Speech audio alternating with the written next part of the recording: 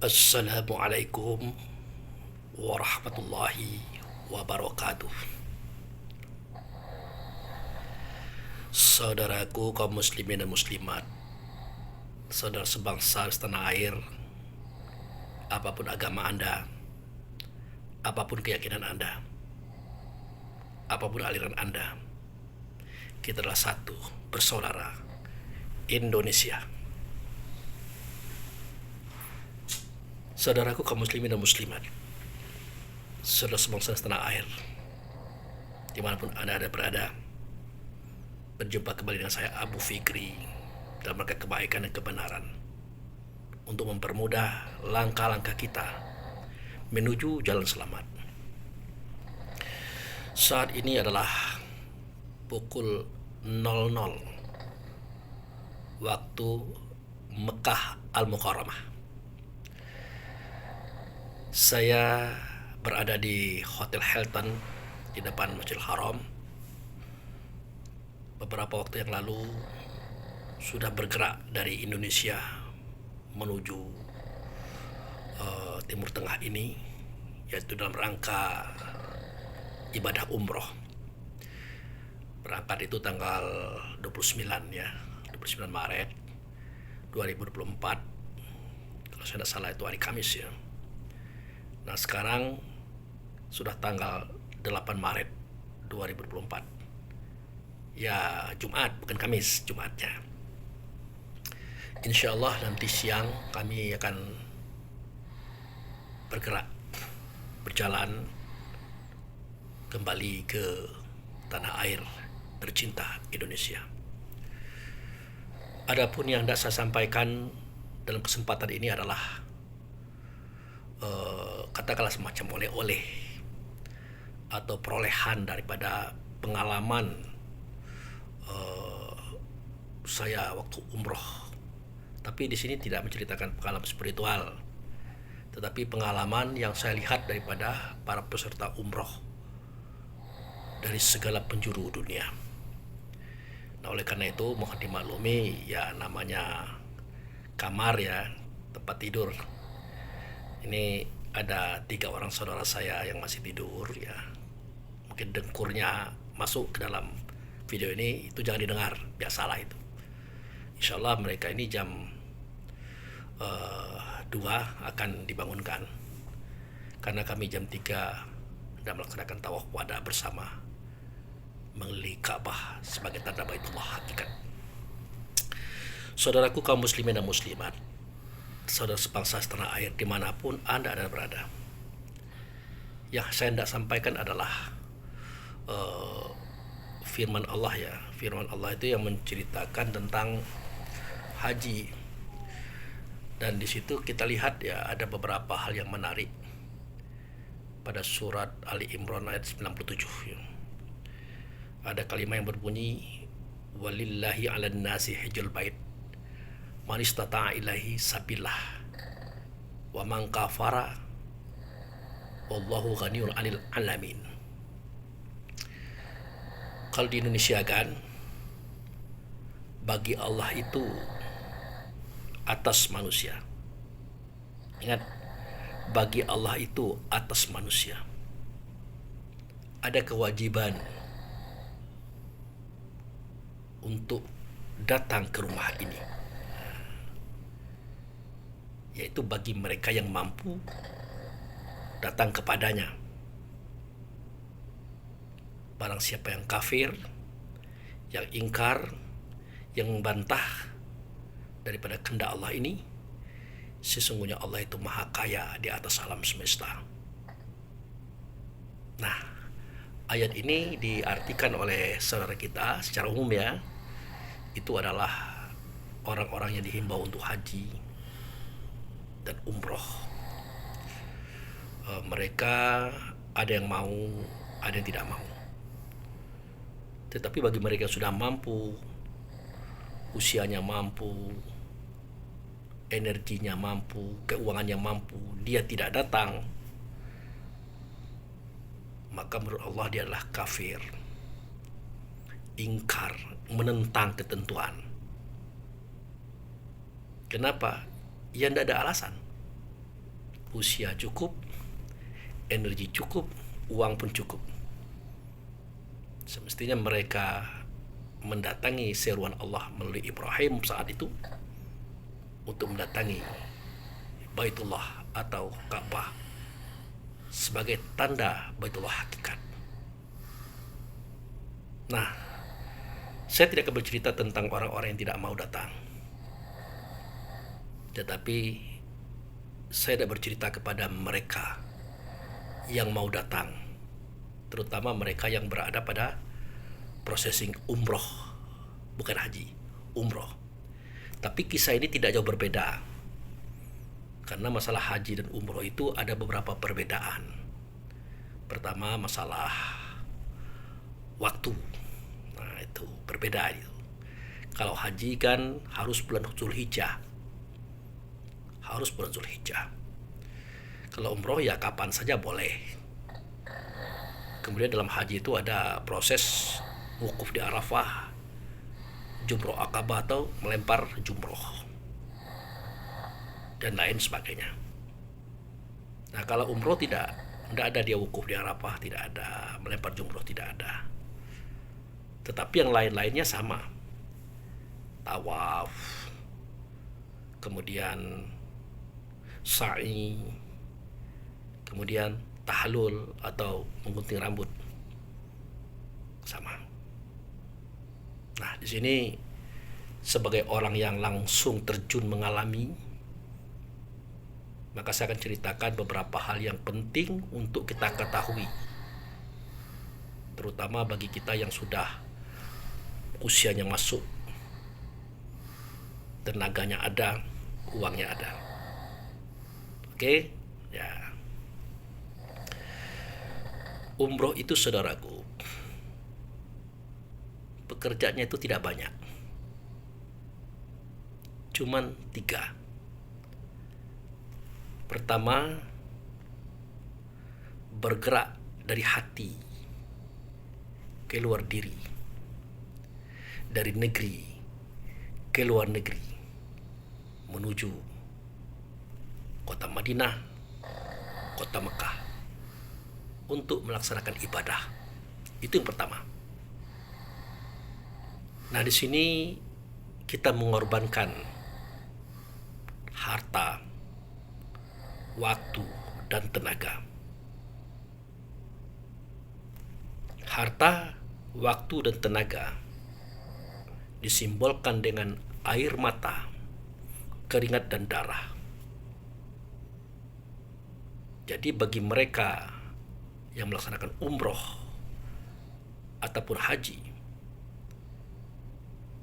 maka mereka sudah boleh dikatakan jihad fisabilillah, berjalan di atas jalan Allah, menuju Allah dengan harta dan dirinya, dengan ruang dan waktunya, dan dengan tenaga serta perasaannya.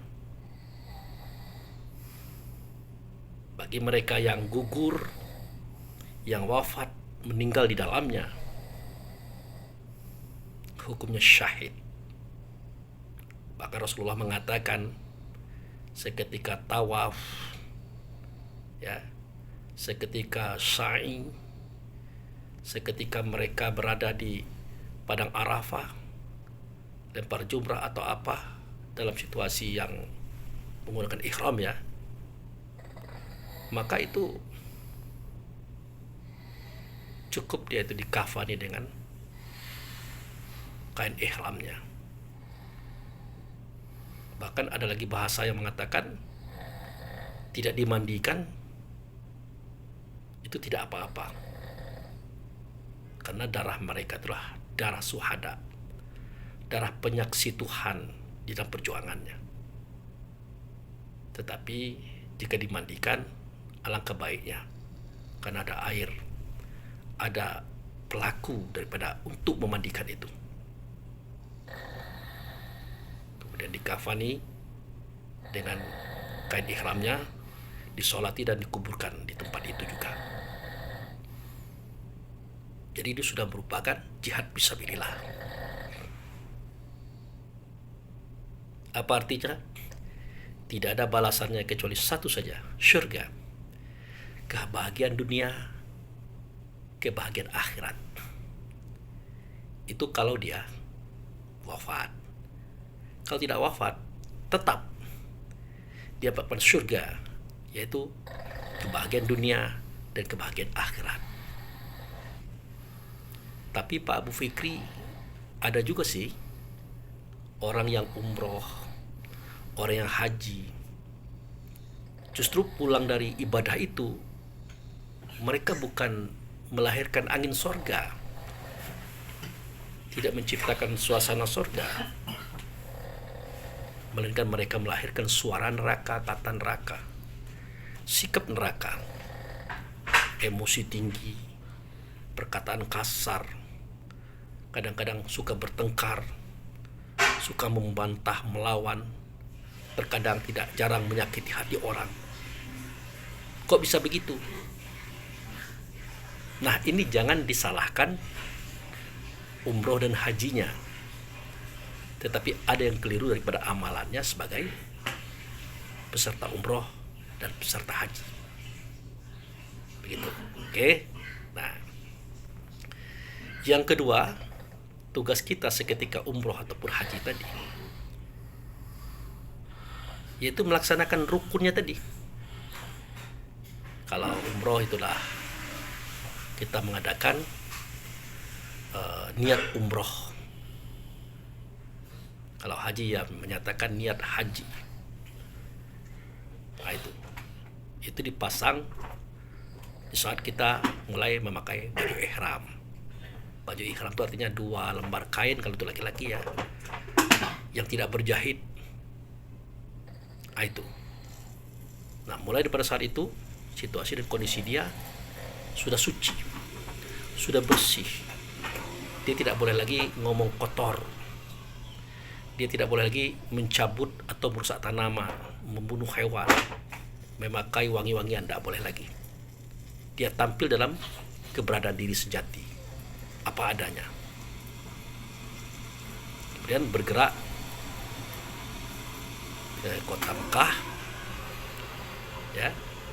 Lalu dia tawaf 7 kali mengelilingi Ka'bah, namanya tawaf awal atau kudum. Selanjutnya dia sa'i dari Safa dan Marwah. Kemudian dia gunting rambut atau tahallul. Maka selesailah tugas umrohnya. Nah, yang ketiga, di sini ada hikmah yang perlu saya sampaikan, bahwa jika kita pengen umroh atau mengumrohkan saudara, teman, sahabat, dan kawan, ada beberapa hal yang perlu diperhatikan. Pertama, bekali dulu dia itu dengan pengetahuan tentang apa itu umroh, apa itu haji. Bekali dulu. Jangan sampai nanti dia umroh, dia tidak mengerti apa itu umroh. Dia tidak mengerti apa itu haji. Dia cuma datang dalam pikirnya adalah, aku dari negeriku pergi ke Mekah, pergi ke Madinah, naik pesawat, makan enak, tinggal di hotel, kemudian melakukan ibadah-ibadah. Jika hanya sebatas itu masih kurang, saudaraku. Yang perlu diperjelas adalah, di samping fadilah-fadilah yang saya katakan tadi, kita di situ memang berjuang dan berjibaku mengejar apa yang Allah janjikan dalam bentuk pahala, fasilitas, baik seketika hari ini ataupun nanti setelah kita kembali kepadanya di alam berikutnya. Itu yang perlu kita pahami. Jujur saya katakan, saya adalah orang yang lahir dari aliran tasawuf, aliran tahqiqat, aliran makrifat. Tetapi dalam hal ini, kajian hakikat itu benar-benar akan batal kalau dia tidak memahami syariatnya. Kenapa sedemikian? Dalam acara umroh dan haji itu lebih menonjol motivasi syariatnya, saudaraku, ketimbang hakikatnya. Kalau hakikat itu kan menurut saja dia itu. Karena hakikat adalah semacam pengetahuan, semacam ilmu, semacam pengalaman spiritual, maka dia akan otomatis ikut. Tetapi yang akan saya sampaikan adalah yang kita cari dalam pelaksanaan itu pertama adalah ridhonya Allah dan Rasul. Dari ridho inilah Allah memberikan fadilah-fadilah, kebaikan-kebaikan, kebajikan-kebajikan yang disebut dengan pahala itu, saudaraku. Nah, jadi seketika Rasulullah berkata, seketika kita mendengarkan suara azan, kita masuk kamar mandi, berwudu, tukar baju, melangkah ke masjid. Apa kata Nabi? Selangkah kaki kanan itu mengampunkan dosa-dosa. Selangkah kaki kiri itu akan merontokkan dosa-dosa. Dan ini pun sudah terjadi sejak kita berwudu tadi. Berwudu juga begitu. Seketika kita berwudu untuk pergi sholat ke masjid, setiap butiran-butiran air yang jatuh ke lantai, dia sudah membawa dosa kita jatuh ke lantai. Baru disambung dengan langkah tadi. Seketika kita melangkah kaki kanan, maka Allah angkat derajat kita. Seketika dilangkahkan kaki kiri, maka Allah rontokkan dosa kita. Hingga kita masuk masjid sambil berucap, ya Allah, aku datang. Ya Allah, muliakanlah aku dunia dan akhirat atas semua amaliyah ini. Itu. Lalu kita sholat tahiyatul masjid, sholat berjamaah, dan diberi pahala 27 derajat kalau kita di Indonesia. Nah, 27 derajat itu ditanyakan oleh sahabat, ya Rasulullah, apa itu 27 derajat? Kata beliau, ya fadilah, ya pahala, ya keutamaanmu daripada Allah dan Rasul. Bagaimana perumpamannya, Rasulullah? Dijawab oleh beliau, 1 derajat sama dengan 1 kirot. 1 kirot sama dengan 1 gunung Uhud terbuat dari emas. Jadi bagi kamu yang melangkahkan kaki ke masjid, sholat berjamaah, kamu akan mendapatkan 27 gunung Uhud dari emas. Bayangkan, saudara.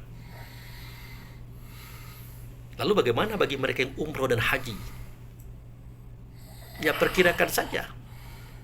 Dari rumahnya ke Jakarta, dari Jakarta ke Madinah, dari Madinah ke Mekah, kemudian pulang lagi ke Indonesia, berapa langkah?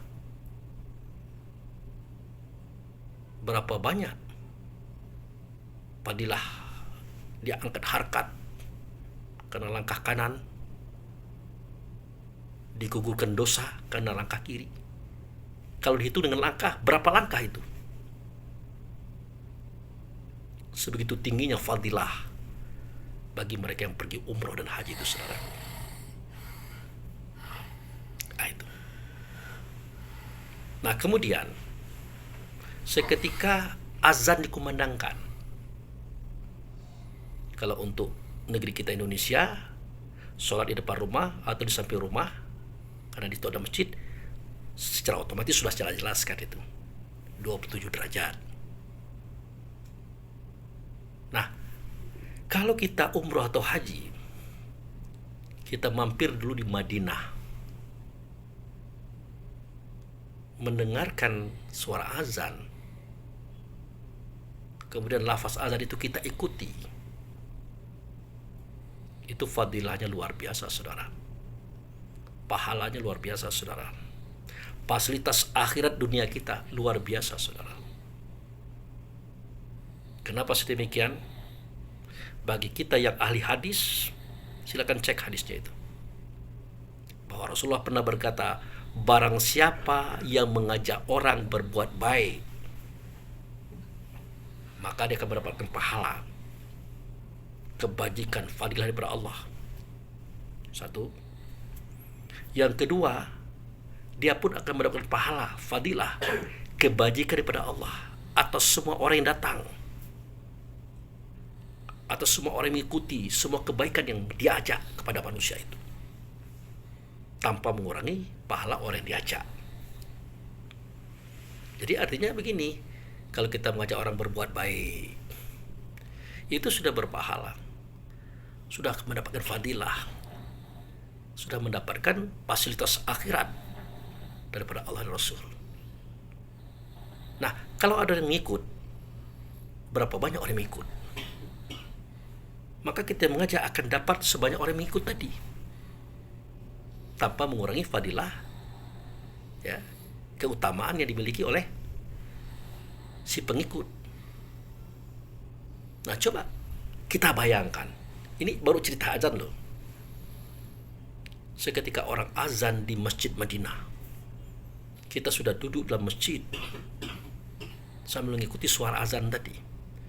Allahu Akbar, Allahu Akbar. Nah itu, kita ikuti juga dengan kata-kata Allahu Akbar, Allahu Akbar sampai akhirnya, kecuali hayya 'alas shalah, hayya 'alal falah. Itu jawabannya adalah la haula wala quwata illa billahi alil azim. Bayangkan berapa banyak orang di Madinah.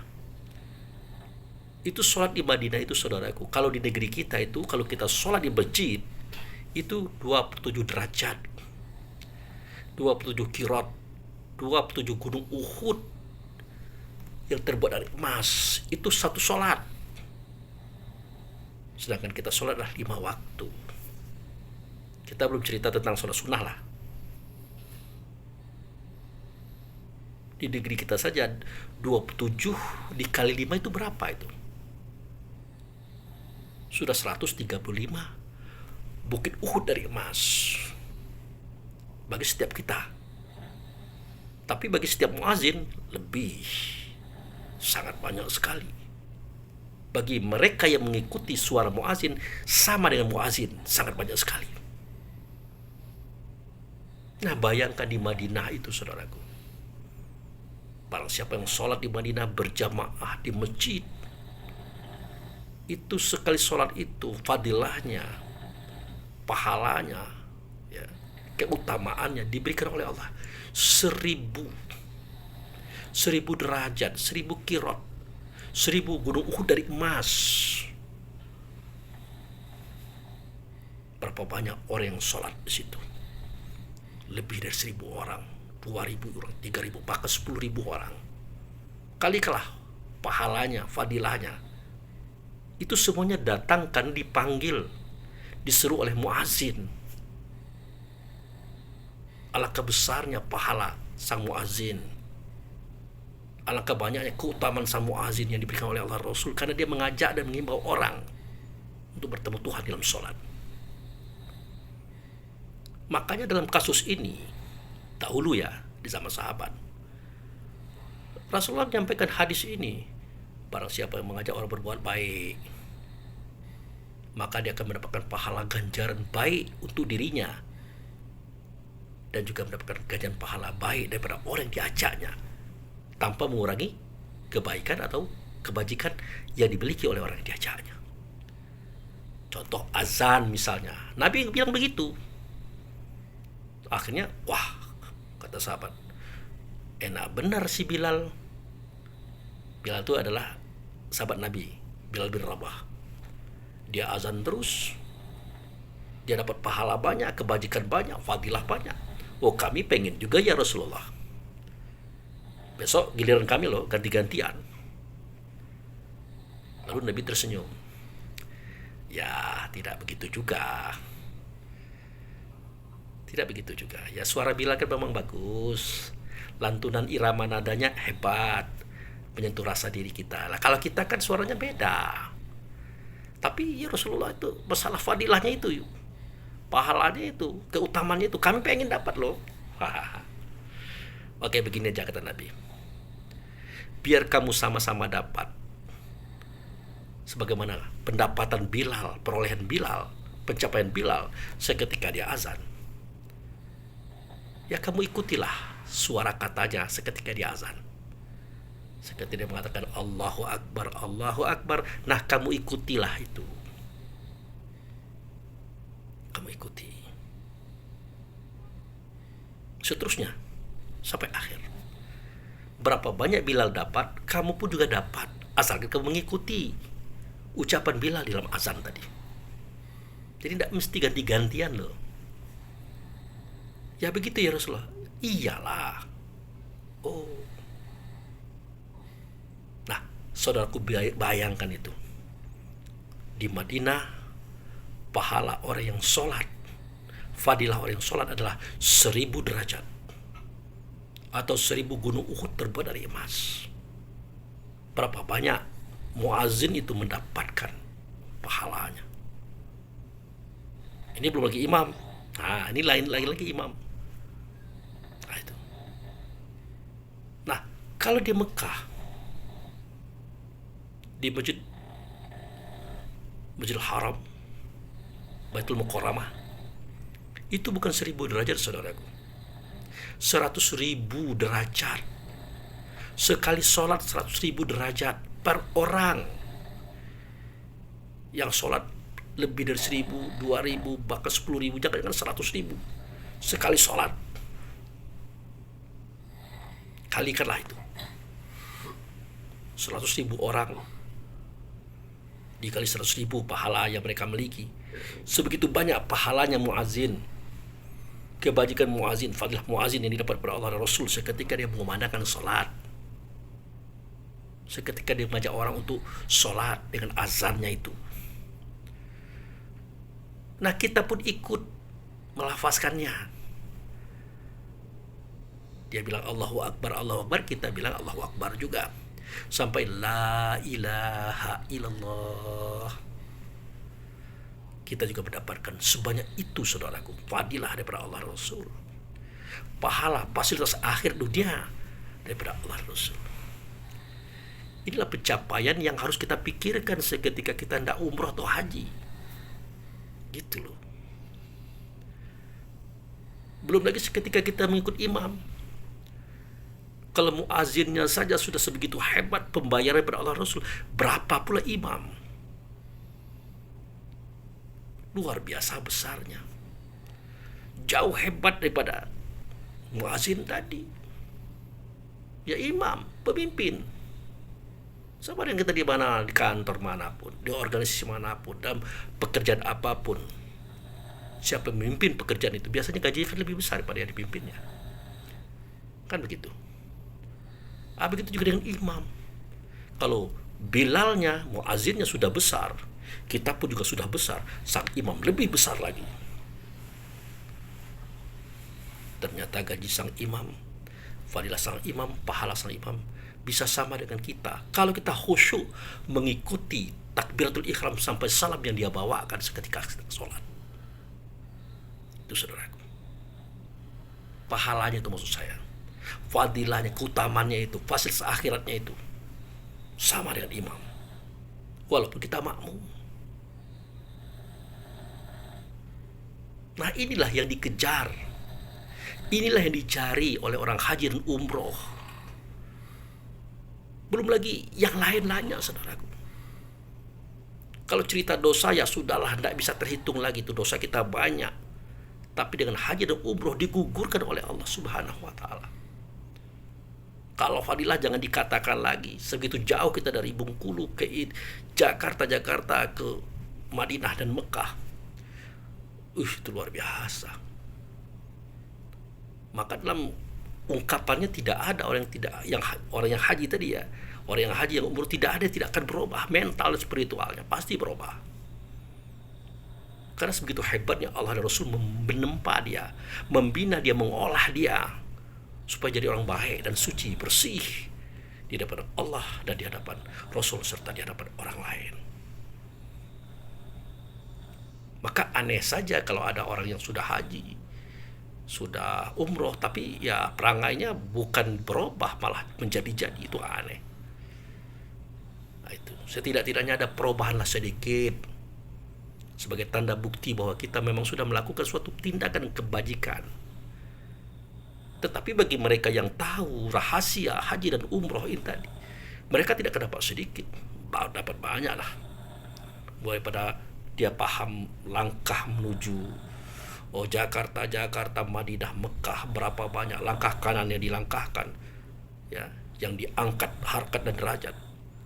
Langkah kiri yang dilangkahkan, yang digugurkan semua dosa, berapa kali kita berwudu, semua itu dibuat oleh Allah, dibuat oleh Rasul, dan dijadikan itu kepada kita sebagai fadilah, keutamaan hidup. Itu, saudara. Ya makanya apa yang kita buat dalam bentuk tawaf, baik tawaf qudum ataupun wada, itu kan amalan para malaikat. Seketika mereka mengelilingi aras 7 kali. Berapa banyak pahalanya itu?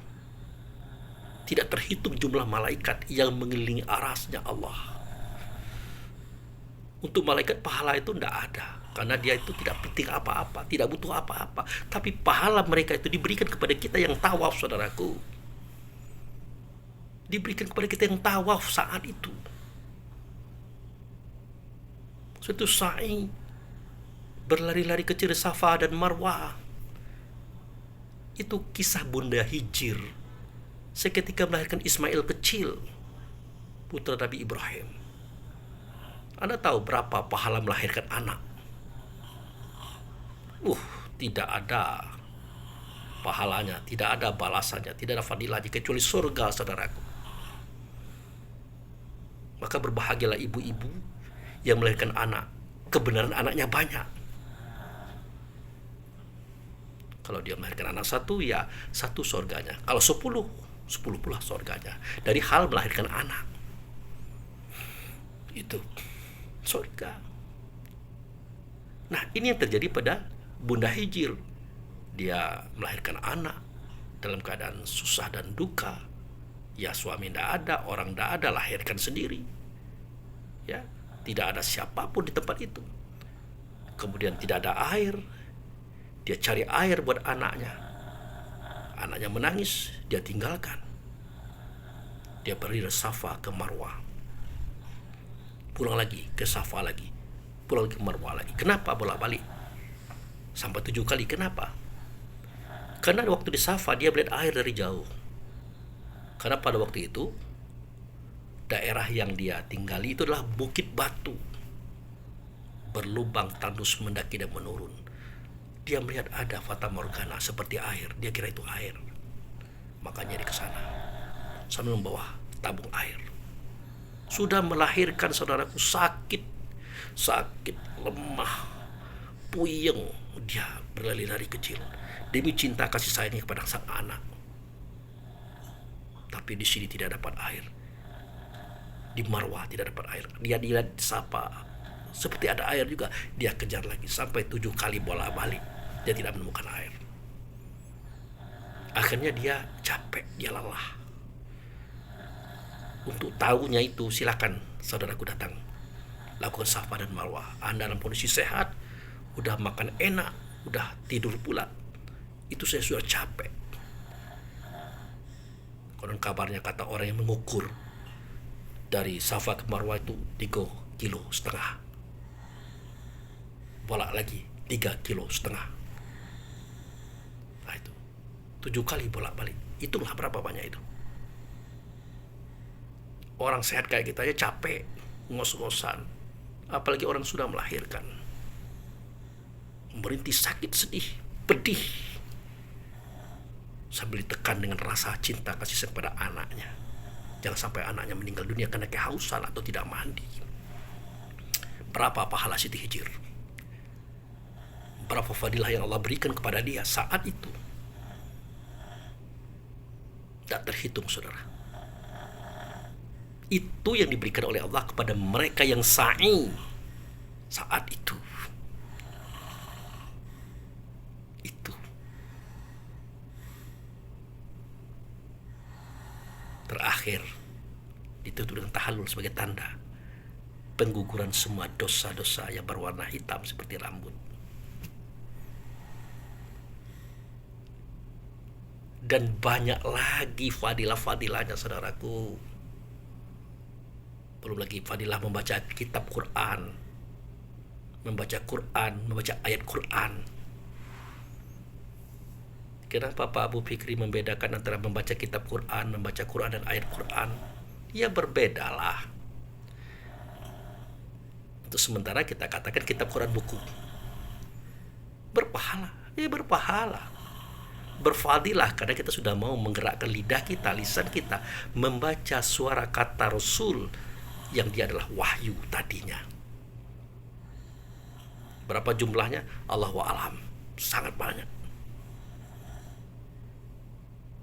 Tetapi saya mengatakan kepada saudara-saudara saya, di samping Anda membaca kitab Quran, Anda baca pula Quran. Apa itu Quran? Quran yang menyuarakan, mengatakan kata wahyu, yaitu Rasul dan turunan Rasul yang ada pada kita. Baca juga suara kata kita. Jangan sampai melenceng, melehe kata orang. Berkata yang tidak senonoh dalam acara-acara ibadah itu. Jangan sampai. Perhatikan itu, baca itu. Dan perhatikanlah ayat-ayat yang berjalan. Ayat-ayat yang bergerak dengan tingkah lakunya. Apa itu? Perhatikan tingkah manusia. Kenapa Pak Abu Fikri mengatakan itu ayat? Lah iyalah. Seketika Nabi Muhammad berkata, zalikal kitabu. Kan ditanya sahabat, ya Rasulullah, mahwal kitab? Dijawab oleh beliau, Alkitabul Quran. Ditanya lagi oleh sahabat, ya Rasulullah, mahwal Quran? Baru dijawab oleh Rasulullah. Yang jawaban ini ada pada surat Al-Ankabut ayat 49. Bal huwa ayatu bainatu fisudur ala zinatul ilmi wa ma yaj'adu bi ayatina ila zalimun. Kitab itulah Quran, Quran itulah ayat dalam dada kamu. Dia itulah nur, bercahaya. Tidak ada yang mendustakan dia kecuali orang zalim. Dia menunjuk pada roh kita. Maka perhatikanlah roh-roh yang bergentayangan di alam semesta, terutama yang ada di Mekah, yang dia ada di Madinah. Perhatikan tingkah laku mereka itu. Bentuk rupa yang berbeda-beda, tinggi besarnya berbeda-beda, daerahnya berbeda-beda, caranya berbeda-beda. Mereka rukun di situ, berkasih sayang di situ. Tidak ada bentrokan, tidak ada kata-kata kasar. Padahal mereka itu tidak sama Islamnya, macam-macam aliran Islamnya. Rukun di sana. Mau sholat gaya apapun tidak dipersoalkan orang. Mau Allahu Akbar, mau dada di sini, mau di sini, mau begini, bahkan mau lurus saja, tidak dipersoalkan orang di sana. Dan tidak pernah orang menanyakan, kamu Islam apa? Syiah ya?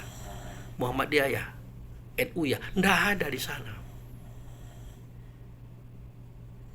Bahkan berbagai macam cara dia melaksanakan sholat tidak dipersoalkan di sana. Itu. Untuk apa kita membaca ini? Supaya kita paham. Nanti kalau di kampung kita, di negeri kita, di negara kita, tidak usah dipersoalkan perbedaan cara beribadah kepada Allah itu. Itulah pencapaian diri seseorang terhadap Tuhannya. Tidak perlu kita persoalkan. Tidak perlu kita angkat. Kita jadikan bahan diskusi, kita cemoohkan orang, kita jelekkan orang, kita ejek orang, membuat gaduh. Tidak perlu. Di situ diajarkan, saudaraku. Bahkan sholatnya juga kadang-kadang seperti tidak beraturan, tapi ini darurat ya. Kita sholat, kadang-kadang bengkok, tidak lurus. Kita sujud, dilangkahi orang kepala kita, kadang-kadang kena tendang kepala kita, tak suah. Tidak marah, kita maklumi situasi. Dari situ kita belajar. Panas, terik, capek, lelah, luar biasa. Tidak marah. Nanti di kampung kita, di negeri kita, di negara kita, ya tolonglah, jangan gampang marah. Itu maksudnya. Belum lagi cara mereka bersuara, berkata, bergerak, berbeda-beda. Di situ baru kita sadar bahwa ciptaan Allah ini tidak 1, 2, 3 orang, banyak dan berbeda-beda. Tidak bermasalah mereka. Ini pendidikan yang perlu kita tangkap seketika kita di negeri kita nanti, di tanah air kita, yang suka gaduh ribut, bikin video, potong video, diviralkan. Kita giring orang kepada opini-opini yang kurang bagus, kurang baik. Tidak mendidik itu. Nih, haji umroh ini kita pertemukan itu. Apalagi sewaktu tawaf, ya Allah, tawaf itu. Ada yang siku, mendorong, macam-macam itu. Kadang-kadang kita berpikir, ya Allah, kenapa kok dia tawaf di hadapanmu, dia datang ke rumahmu kasar, kok main sikut, main dorong, tidak ada etika. Ada pertanyaan hati kita seperti itu. Tapi itu tidak urusan kita, urusan dia dengan Tuhannya. Boleh jadi dia tidak mengerti apa itu tawaf, apa itu umroh dan haji.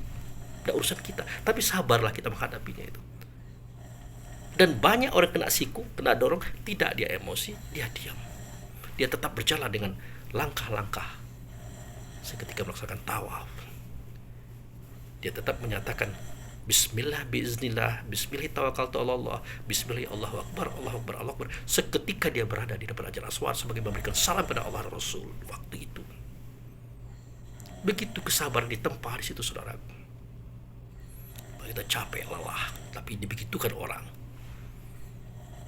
Nah, kalau di sa'i lain lagi, tidak begitu.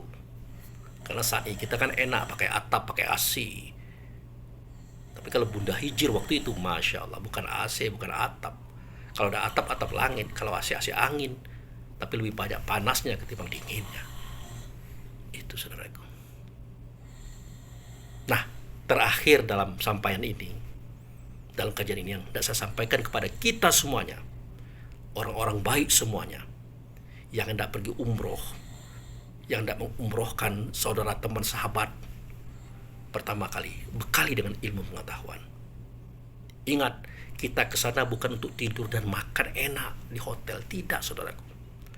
Tapi memang untuk capek, untuk lelah, lemes, berjuang mencapai target-target yang saya katakan tadi. Nah, itu seperti yang saya lakukan ya. Saya punya saudara satu kamar, ada yang namanya Pak Marlis, ada yang namanya Pak Yurnalis, ada yang namanya Abi.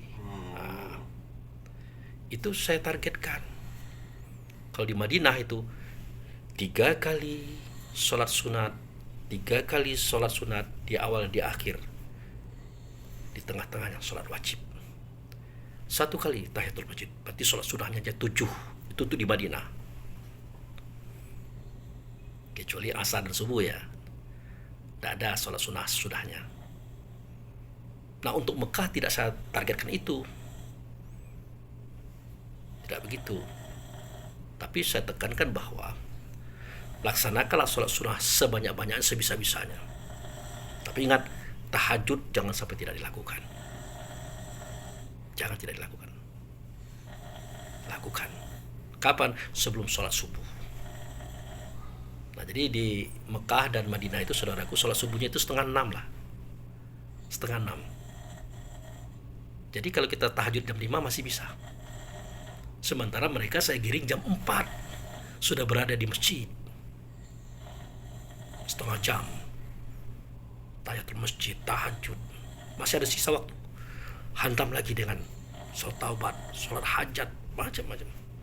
Hingga kepada sholat yang kita tunggu, itu sholat wajib. Apa tidak butuh tenaga? Tidak butuh fisik? Termasuk tawaf dan sa'i tadi? Butuh tenaga. Makanya yang pergi umroh itu di samping pengetahuannya ada, yang saya katakan pertama tadi, harus orang yang kuat. Kuat fisiknya, kuat ingatannya, kuat perasaannya, kuat mentalnya. Makanya dianjurkan oleh Nabi Muhammad, kalau ada orang yang sudah kaya, kebetulan tubuhnya bagus, energinya kuat, dia sehat, jangan tidak pergi, rugi. Setelah tua baru diajak haji, baru diajak umroh. Dikhawatirkan saudaraku, kalau orang tua ini kan lemah, ya, penyakitan, apa yang terjadi? Takutnya hajinya gagal, umrohnya gagal. Kenapa gagal? Dia tidak memenuhi rukun dan syarat pelaksanaan itu. Ini saya contohkan. Seketika kita membawa orang tua kita untuk umroh ataupun haji, saya sarankan tolong bawa kursi roda, gerobak dorong itu. Kenapa? Di Mekah, ya, khusus Mekah ya, itu 1,5 juta loh bayarnya itu. Bayangkan kalau kita itu pergi umroh atau haji, uangnya pas-pasan. Kita bawa orang tua kita bawa saudara kita yang sedang sakit. Harapan kita ditandu dengan gerobak dorong atau kursi roda. Ya, kalau iya ada uangnya. Kalau tidak ada uang, tawaf tidak jadi, sa'i tidak jadi. Apa artinya? Gagal.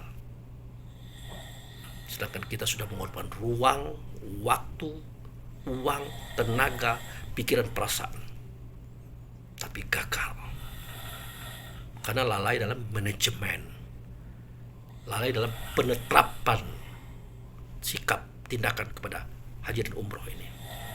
Saya sarankan kepada kita yang membawa orang tua, membawa teman saudara kita yang sedang sakit misalnya, tolonglah bawa kursi roda, bawa gerobak dorongnya itu, dan Anda siap menjadi orang yang mendorongnya. Harus siap. Jangankan kita mendorong, kita sendiri udah capeknya bukan main, apalagi kita mendorong. Tapi Anda harus siap jika Anda membawa orang atau meminta orang, termasuk membelikan kursi rodanya itu. Kenapa? Ya begitu. Nah, itu salah satu peringatan dari saya. Tolonglah yang kuat fisiknya, mentalnya, bukan yang sakit. Bagaimana Pak Abu Fikri? Itu kan untuk orang muda. Orang tua bagaimana? Lah kalau orang tua itu kuat, sehat mentalnya, kuat fisiknya, oke silahkan saja. Tapi kalau tidak kuat, tolong bawa kursi roda. Kalau kita punya uang, oke saja. Kalau tidak punya uang bagaimana? Gagal pekerjaan itu saudaraku. Gagal. Sedangkan pengorbanan sudah banyak. Jauh loh Indonesia itu. Nah, itu saya sarankan. Kemudian saran saya yang kedua adalah tolong jangan tidur makan. Sholatnya di hotel saja, jangan. Anda rugi. Biaya sudah besar, tenaga sudah banyak, waktu sudah habis. Tapi Anda sholat di hotel. Anda tidak dapat fadilah azan tadi. Anda tidak dapat fadilah mengikut imam tadi. Anda tidak dapat fadilah sholat berjamaah tadi saudaraku. Mendingan di rumah sajalah kalau untuk seperti itu.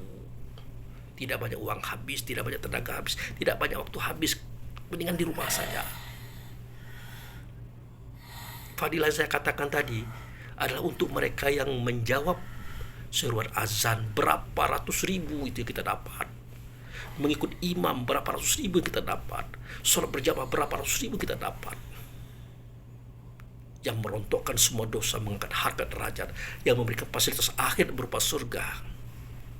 Itu tidak kita capai saudaraku kalau umroh hajinya cuman sholatnya di hotel, makan tidur, sholat di hotel, makan tidur. Kalau ini yang kita lakukan, mungkin inilah orang-orang yang pulang haji dan umroh yang tidak merubah fisik dan mentalnya, spiritualnya tidak berubah, sama bahkan lebih parah. Kenapa lebih parah? Karena tidak sesuai dengan Allah dan Rasul. Tidak sesuai dengan tuntunan Allah dan Rasul. Ngapain kamu ke Madinah, ke Mekah, cuma numpang tidur di hotel, makan di hotel, sholatnya cuma di hotel? Bukan begitu caranya. Tidak dapat fadilah kamu. Akan dapat juga Pak Abu Fikri. saya akan berjamaah dengan suami saya. Tidak begitu. Aturan yang saya ceritakan tadi itu terjadi di masjid, saudaraku. Masjid Nabawi, Masjidil Haram. Begitu. Nah, tolong diperhatikan ini. Berangkat itu dengan uang, dengan tenaga, dengan fisik dan pikiran serta ruang dan waktu. Tolong yang sehat-sehat, yang muda-muda. Kalau dia tua, ya ada pula rasa sakitnya, tolong bawakan kursi roda. Karena saya melihat langsung loh, bagaimana seorang yang punya penyakit stroke, tapi sudah agak sembuh, dibawa ke sana, bangkit stroke-nya. Bagaimana yang buang air di tempat itu, buang air di tempat tawaf itu. Wah, banyak sekali saudaraku. Yang pingsan, menyusahkan keluarga, warga. Akhirnya keluarga dan warga pun terganggu ibadahnya. Karena kita membawa orang tua dan orang sakit tanpa alat. Yang saya katakan kursi roda tadi. Itu. Di sini, ini bibir dipecah-pecah nih. Kaki pecah-pecah. Kenapa? Kekurangan air, saudaraku. Ini saya ingatkan kepada Anda ini. Kalau Anda nanti ke Mekah, Madinah, melaksanakan umroh dan haji, hati-hati dengan minum. Kalau makan tidak perlu hati-hati, tapi minumnya itu. Kenapa? Nanti buang air kecil. Kalau bahasa kitanya kencing. Kalau sudah masuk Masjidil Haram, itu susah mencari air. Ya. Nanti dulu airnya, kencingnya dulu. Apakah tidak ada water closet atau WC atau tempat? Ada, tapi di bawah tanah itu. Kita cari dulu di bawah tanah itu. Yang menyakitkan adalah kita kadang-kadang mencari posisi untuk dekat Ka'bah itu sudah susah. Tahu-tahu sudah tidak ada lagi posisi gara-gara kita mau kencing. Kencingnya jauh, saudaraku. Begitu juga di Masjid Nabawi, jauh. Susah kita. Makanya kita banyak sebelum berangkat ibadah kurangi minum. Kalau perlu jangan minum dulu. Makanya pecah-pecah bibir ini. Ya, kering badan ini. Tapi tidak apa-apa, demi kenyamanan, kemantapan hati seketika beribadah, tidak batal dan gagal karena ulah kencing tadi, karena banyak minum. Itu hati-hati. Itu saudara. Nah, begitulah pengorbanan, begitulah perjuangan. Yang hendak kita capai itu adalah suara azan, sholat berjamaah, membaca ayat. Jangan sampai kita pulang ke hotel terlalu jauh hanya karena untuk melepaskan air kencing. Atau mencari water closet atau WC di bawah tanah. Di Mekah juga di bawah tanah. Masuk pakai tangga berjalan itu. 2 kali masuk ke bawah baru kita ketemu dengan tempat buang air macam-macam itu. Jadi hati-hati dengan makanan dan minuman. Itu akan mempengaruhi, menyusahkan kita nanti. Bahkan condong batal dan gagal kita. Jadi banyak pengorbanan di sini, saudara. Nah, mungkin itu saja yang perlu saya sampaikan. Bagi Anda yang nak umroh dan haji, tolong bekali kita dengan pengetahuan dan ilmu itu. Jangan sembarangan kita berbuat dan amal. Nanti tidak tepat. Yang kedua, pergilah di saat kita sedang kuat, segar, sehat. Jangan sudah sakit dan tua, susah. Harus bawa kursi roda loh di situ. Jangan tidak. Yang ketiga, jaga makan, minum. Jaga makan, minum. Karena itu akan mempengaruhi tentang aktivitas kita, mau kencing, mau buang air, macam-macam itu. Jadi seperti sekarang ini, ya saya pesankan dengan saudara-saudara saya ini tawaf wada ya, tawaf terakhir ya. Kadang untuk dapat posisi Ka'bah itu saudara ini sekarang sudah susah lah. Kalau zaman dulu bebas, kita kapan saja bisa, baju apapun bisa. Baju kayak gini bisa kita tawaf. Tapi sekarang kalau tidak pakai ihram tidak bisa. Apalagi ruangnya sudah sempit, saudara, tidak seperti dulu. Itulah makanya pemerintah Arab Saudi membuat peraturan siapa yang pakai baju ihram boleh tawaf, boleh sholat di depan Ka'bah. Itu pun sudah mepet, udah berdesak-desakan. Karena ruang itu sudah sempit. Bangunan. Sekarang dibuat lagi bangunan supaya tawafnya di atas bangunan itu. Begitu luasnya, capek. Kalau di situ kan dekat, bisa putarannya itu kan dekat. Kalau di atas gedung, wah, bertingkat-tingkat nanti akan dibuat seperti itu. Nah, itu demi mengharapkan pahala malaikat yang jumlahnya tidak terhitung tadi, yang sampai sekarang dia tawaf. Kita berharap pahala itu, fadilah itu, keutamaan hidup dunia akhirat itu kita capai. Karena bagaimanapun juga hidup di dunia adalah sebuah gambaran.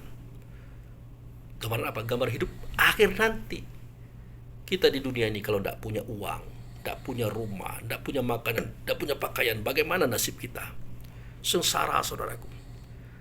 Makanya orang yang tidak punya pahala, fadilah, kebajikan, fasilitas akhirat, itu akan menderita dia itu. Maka dikatakan neraka dia.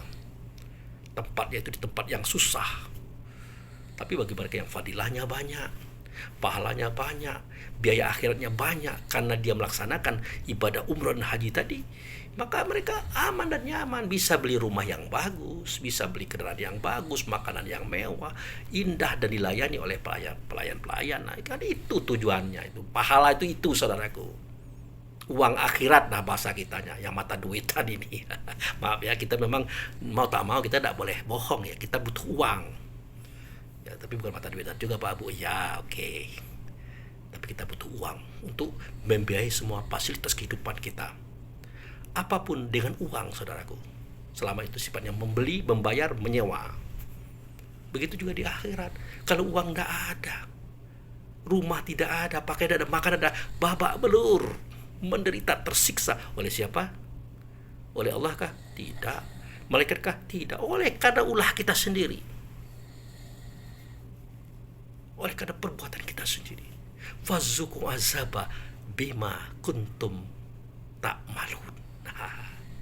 Rasakan oleh kamu azab, rasakan oleh kamu susah, penderitaan, ulah kamu itulah, perangai kamu sendiri, lalai abai, kayalah sudah, badan sehat sudah, kesempatan ada, kamu cuek-cuek saja.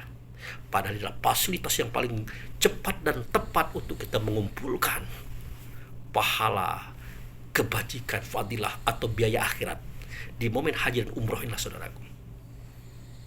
Saya alhamdulillah sudah 2 kali umroh. Tapi bukan karena saya punya uang, tapi saya punya saudara.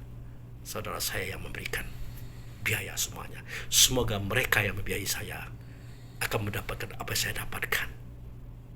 Kan begitu temanya itu. Barang siapa yang mengajak orang berbuat baik, kemudian dia dapat pahala, dapat fasilitas, keutamaan, dan dapat pula daripada orang yang dia ajak. Semoga mereka yang membawa saya, mendukung saya, mendoakan saya di negeri ataupun di luar negeri, mereka diberikan oleh Allah ridho, kasih sayang dan kecintaan, keselamatan dunia dan akhiratnya. Demikian saudara-saudaraku, lebih dan kurang saya mohon maaf, karena hari sudah semakin siang. Sebentar lagi kami siap-siap untuk mengganti baju ini dengan pakaian ihram dan melaksanakan tawaf wada, penutup pamitan kepada Allah dan Rasul kami mau pulang ke negeri. Mohon direstui, mohon dimaafkan, diampunkan. Mohon semua apa yang kami lakukan diridhoi ya Allah, ya Rasulullah. Berat saudaraku, berat. Rasanya tidak mau pulang lagi ke kampung halaman, tidak mau. Tapi kita hidup, kita punya tanggung jawab, kita punya anak istri, kita punya saudara kaum kerabat. Akhirnya Mekah Al-Mukarramah, negeri Nabi Madinah harus kita tinggalkan. Terima kasih. Wabillahi taufiq wal hidayah.